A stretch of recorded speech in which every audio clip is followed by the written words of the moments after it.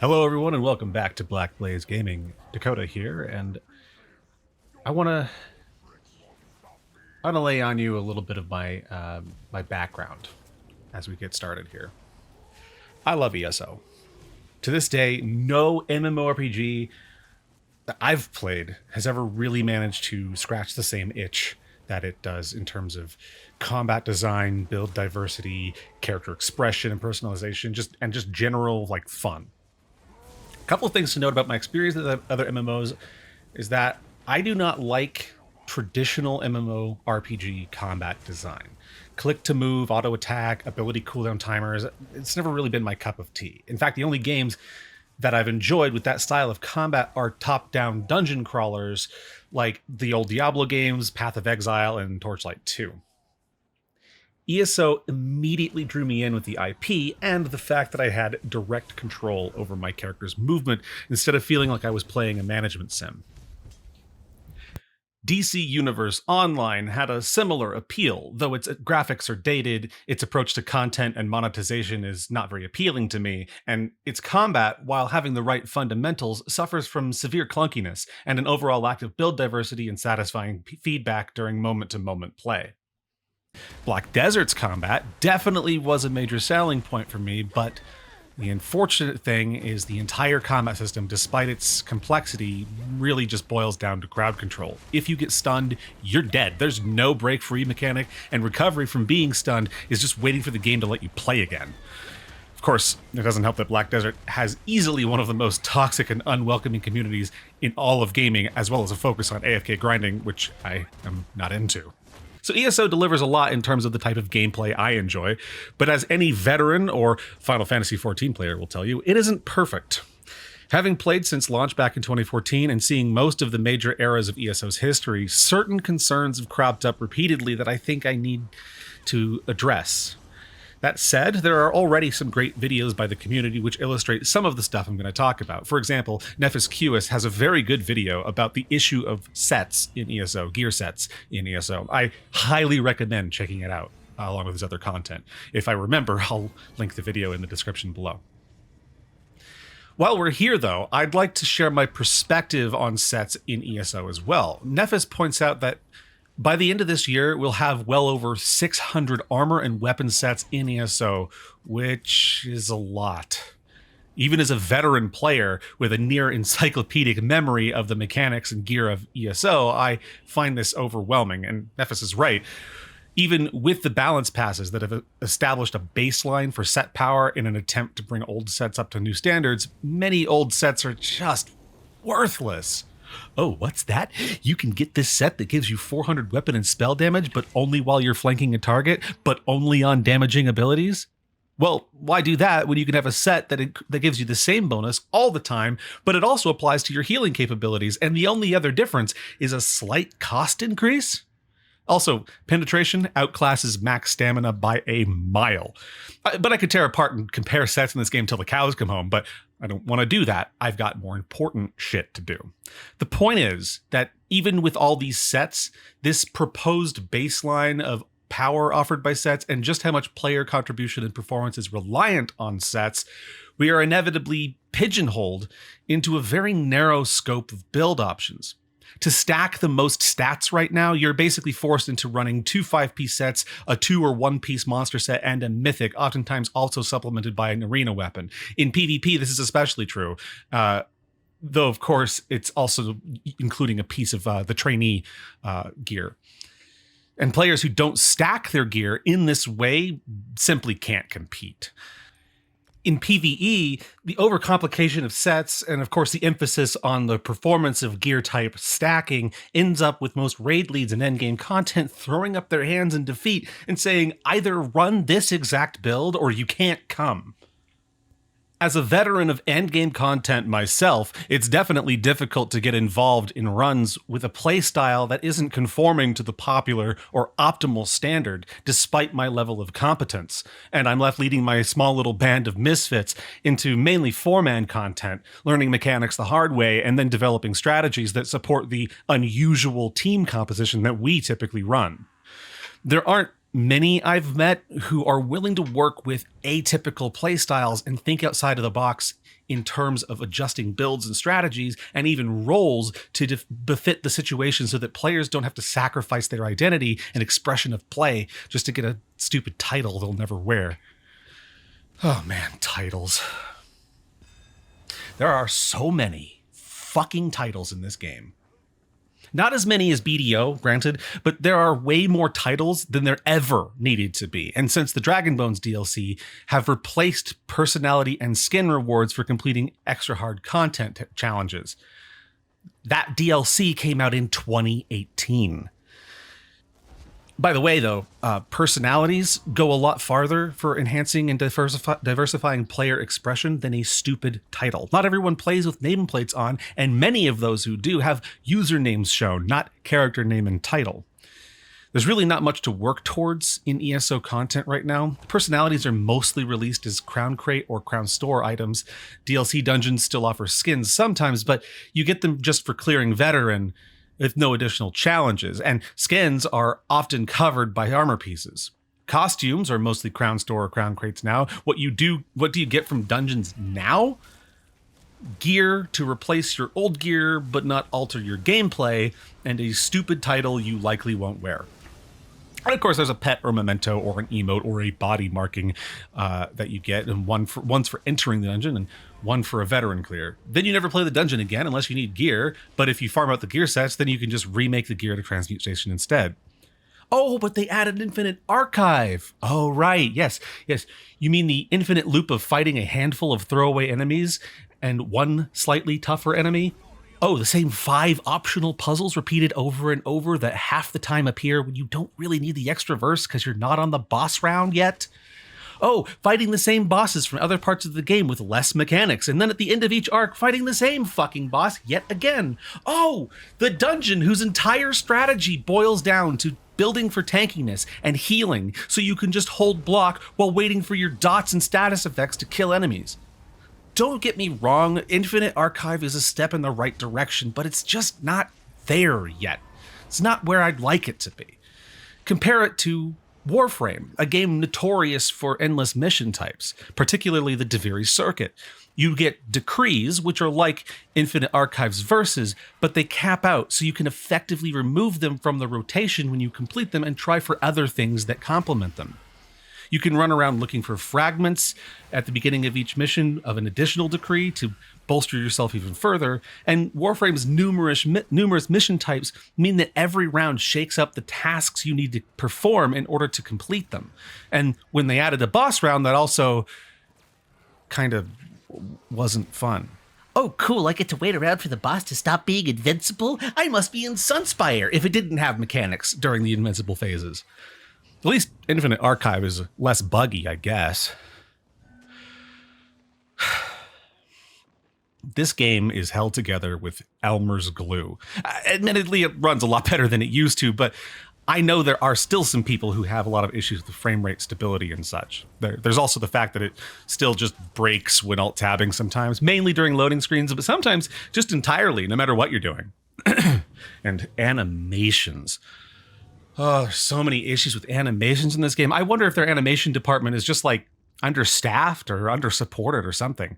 Something is very wrong with this game. Oh boy, I love when my character forgets he's holding a bow when he's running and it clips through his head a bunch and throws off my visual clarity. Love that this bug has been here since like forever and hasn't been fixed. Nothing gets my endorphins flowing like the game getting confused by how many animations are trying to play at once, so it forgets to show me that I'm stunned, and I just die. I love having to clutter my screen with more add-ons just to tell me something the game should already be doing.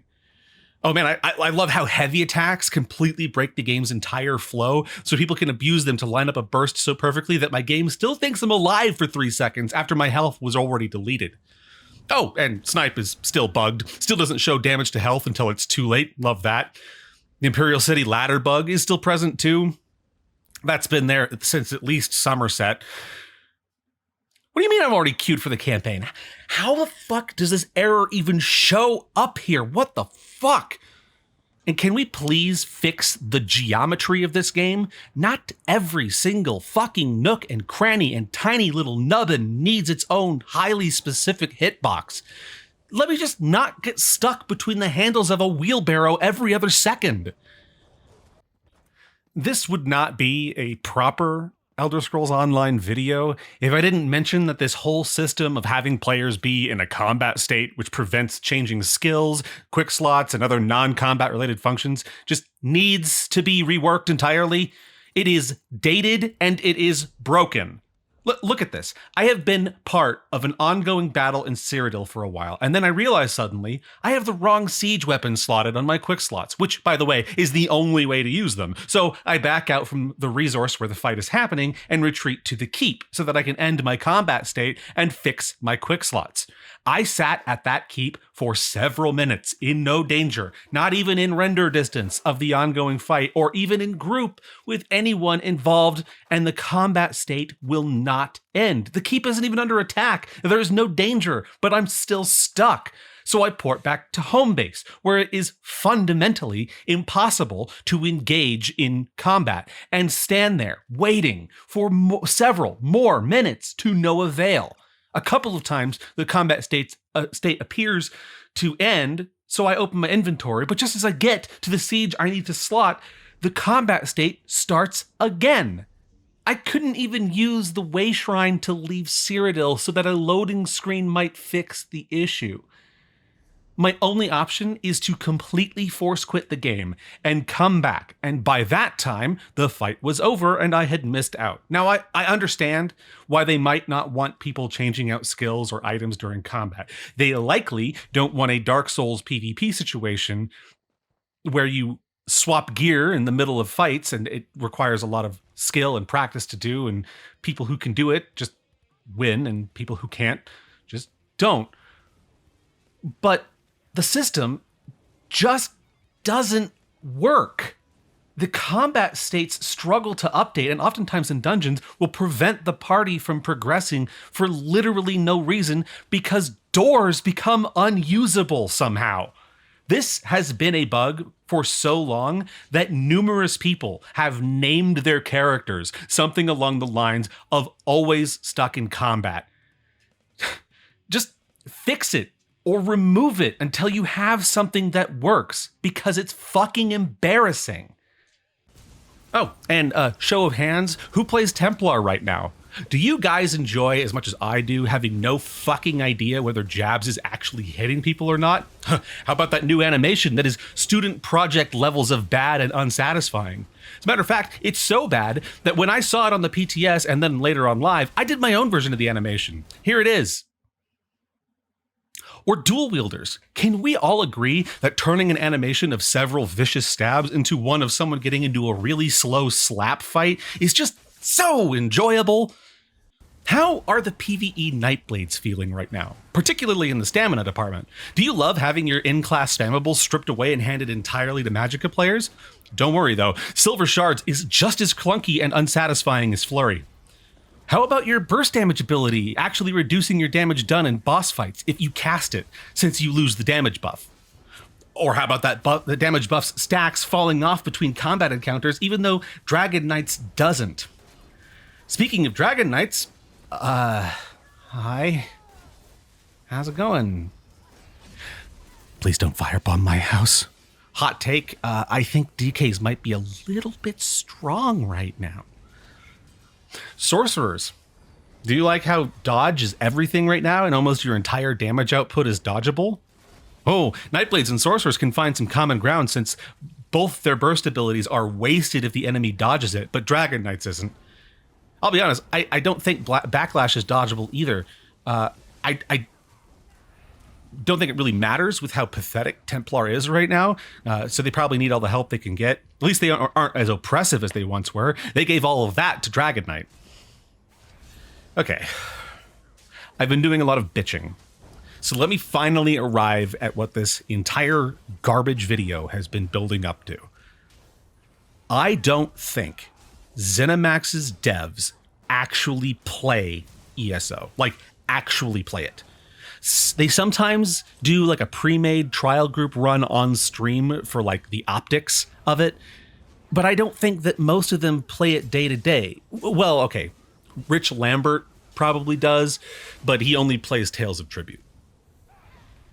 I've always wanted to make a card game. Well, congratulations, you're making an MMORPG. For the record, I don't actually mind that Tales of Tribute exists. I'm glad it's there. I don't play it, but the game does need non-combat extracurricular activities. That said, I really don't think there's a single person sitting on the edge of their seat, sweating and panting and going, oh, by the gods, what new decks are coming to ESO this year? Now, I think there may be a policy at ZeniMax where employees might be expected to or encouraged to play new content on or before release, but I doubt very much that those in any sort of leading roles really experience the day-to-day gameplay and experience of Elder Scrolls Online. Running with pugs, applying for trial runs in endgame guilds, literally any form of PvP. This video has been a lot of sarcasm so far, so let me speak sincerely for a moment. I love ESO. Even now, with all this stuff, I mostly really respect and appreciate the dev team. I jive with their vision for the game and most of what they've built so far. But I cannot, in good conscience, continue to defend many of the out-of-touch choices, the lack of attention to player experience, or a good chunk of the current state of this game any longer. I think in many ways this game has stagnated, become stale, and in some key areas even downgraded in quality. And initially, I was of the mind that ZOS sets out with a good idea, but fumbles the execution sometimes. But now I think I see the root cause. I really do feel like they do not play this game, and I hate saying that. I really do. I don't like throwing out such an accusation, but I find it so hard to justify in any way some of the decisions going into this game currently. It just feels so mismanaged at times that it's reminiscent of games whose development cycles are ruined due to the dev team being forced to appeal to investors or a board of directors and prioritize their concerns and their capital gains, despite none of those people being the target audience for the game itself. They won't play it, but they largely control what it will be. As I close out this video, I want to look to the future for a second. All of this complaining doesn't really amount to much if I don't provide a clear idea of what I want. This is true for the whole community, but I'll be honest, most video game communities struggle to know exactly what they want or struggle to understand the scope of the things they ask for. I will try to keep things simple and meanwhile also reflect on things announced for this game in the future already. First and foremost, I want combat to feel good again. I want animations to be tighter, with proper interrupts between them to display important things like stuns on the player character. I want the animations to carry weight and have an impact. The sounds should also have some punch, though I will say some abilities already do. At the end of the day, abilities should feel rewarding to cast, not like a wasted effort. I think the movement system should be reworked. Being unable to control your momentum in midair feels clunky and unresponsive and dated. I think there should be abilities that, instead of just slow you down or pull you to a specific point in one swift motion, they sort of suck you in and you have to fight against their pull to escape. It would be cool to be able to interact with physical objects in the game, like how BDO lets you lean against walls or sit on flat surfaces. I'm not going to include BDO's ability to climb up on edges and cliff sides and stuff like that, because this is one of those scope things where ESO's entire level design is not built around a system like that existing, so it would require a lot of the map and just areas in the game to be reworked. So again, that's one of those scope things where I understand how much work that would be, and it's really not worth it. I don't think ESO needs climbing necessarily. Back to combat, I think more emphasis should be placed on a player's understanding of their class, and class abilities should share more synergy with one another, so that a player's choices in combat of what abilities to play and when have a more meaningful impact on their performance than the gear that they're wearing. There should also be a list of crafted sets in-game, preferably in the same catalog as looted sets, just for clarity's sake, when looking for gear to make a build with. Also, the endgame stats menu was a welcome addition, but it is absolutely worthless. Most of the stats are straight up wrong. Stat tracking in general seems to be inaccurate. Critical chance is pretty much always a lie. I crit way more often than the game says I should, regardless of my build. Crit damage in the advanced stats menu is way below the actual number. The advanced stats menu just has a lot of stuff in it and doesn't snapshot character states, and since you can't cast abilities while it's on screen, you have to try and read through the sheet really quickly before your buffs expire. It's just not implemented very well at all. It's why everybody still uses the combat metrics add-on on PC. Second, I want something to work towards in this game again. Having fun, satisfying combat can hold people's attention for a while, but without goals to strive for, interest can die out really quick. Later this year, they plan to add custom skill cosmetics that will be earnable in-game. This is huge. This is the kind of stuff we want to see. New cosmetic types, ways to earn them in-game, reasons to play. A quick note on that. I'm hoping that one skill that can be customized is to look at people's werewolf forms. I don't like werewolf and I don't play it often, but I think it's a good idea. We're also getting custom skills this year, basically a simpler form of spellcrafting from Oblivion. From what I can gather, based on the little info we have at the time of writing, is that there'll basically be a weapon skill that you really only customize the stats for. Like, I would assume the main choice there would be like damage type. The problem with that is how all of this stuff is balanced means that only one version of each skill will come out on top. It doesn't seem like the goal with these skills is for their customization options to really impact how you play the game, just how the skill performs its preset outcome. It's again shaping up to be a case of number go higher rather than player expression through playstyle. And for the love of God, give me an in-game furniture catalog. I never do any housing because I have no idea what all exists in-game, and the only comprehensive lists are online and usually not well categorized or easy to navigate. And there's no centralized way to just browse through all the items that are buyable in one easily accessible location. There's no way to pre-visualize layouts before dropping millions of gold to outfit a house. You need a college degree to navigate and remember all of the stuff that's available. For this next point, I'd like to expand a little bit on combat and skills. Elder Scrolls has so much interesting lore to pull from that we should have tons to work with for expanding combat options.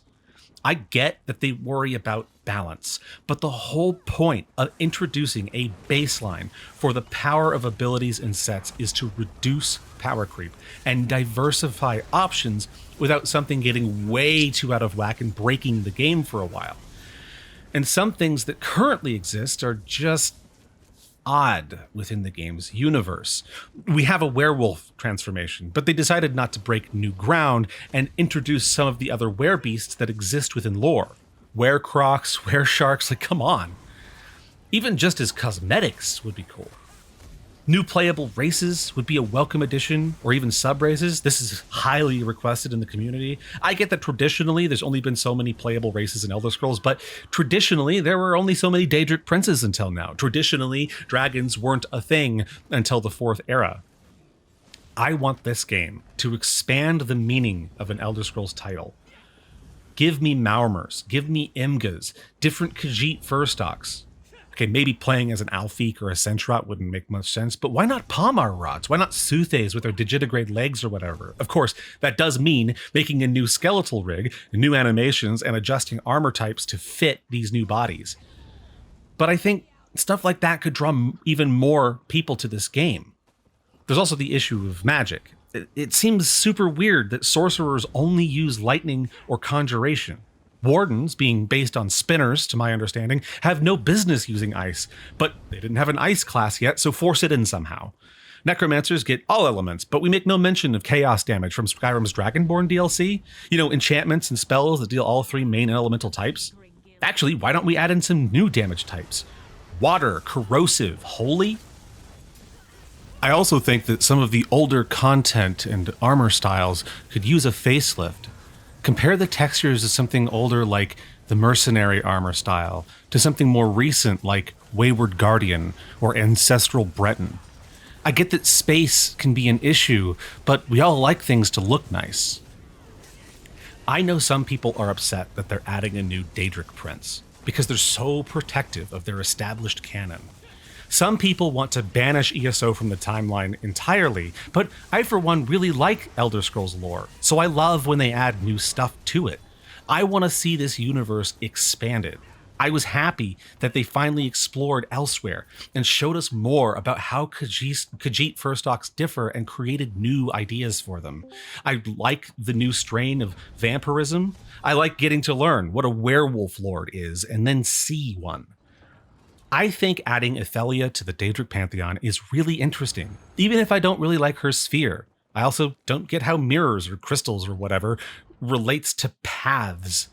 But she looks awesome, and I think adding new ideas like this sets the precedent that ZeniMax wants to expand this universe that we love, and could genuinely impact and improve upon what we see as the standard for a game set in this universe. I meet so many fans of Oblivion and Skyrim and just other MMOs who've never heard of this game. As it stands, I don't think it's doing enough to shake up the genre or to shake up the standard of how we experience Elder Scrolls games, or even just to stand out at all. I, for one, welcome these new ideas and hope they get to do so much more to make this game really feel like a special and standout and essential Elder Scrolls experience more than it already does. I'm Dakota, and I thank you for watching. Woo.